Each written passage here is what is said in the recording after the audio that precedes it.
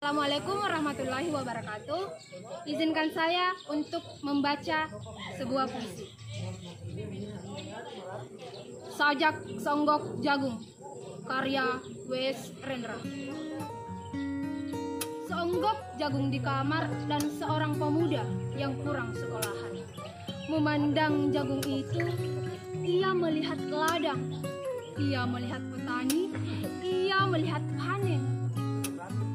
Dan suatu hari subuh, para wanita dengan gendongan pergi ke pasar. Dan ia juga melihat suatu pagi hari di dekat sumur, gadis-gadis bercanda sambil menumbuk jagung menjadi maizena. Sedang di dalam dapur, tungku-tungku menyala. Di dalam udara murni, tercium kue jagung. Seonggok jagung di kamar dan seorang pemuda. Ia siap menggarap jagung. Ia melihat kemungkinan otak dan tangan siap bekerja. Tetapi ini seonggok jagung di kamar dan seorang pemuda tamat SMA. Tak ada uang, tak bisa menjadi mahasiswa. Hanya ada seonggok jagung dalam kamarnya. Ia memandang jagung itu.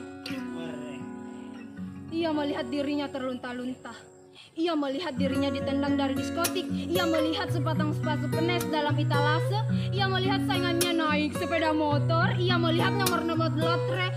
Ia melihat dirinya sendiri miskin dan gagal. Seonggok jagung di kamar menyangkut pada akal. Tak ada yang menolongnya.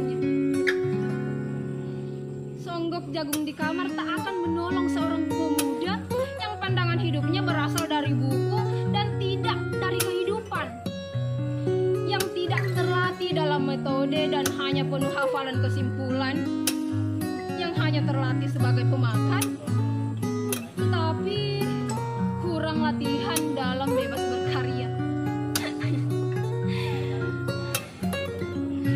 Pendidikan telah memisahkannya dari kehidupan. Aku bertanya, apakah gunanya pendidikan bila hanya akan membuat seseorang menjadi asing di tengah persoalannya? Apakah gunanya pendidikan bila hanya mendorong seseorang menjadi layang-layang di ibu kota, ikut pulang ke daerahnya? Apakah gunanya seseorang belajar filsafat, sastra, teknologi, ilmu kedokteran, atau apa saja bila pada akhirnya ketika ia pulang ke daerahnya lalu berkata,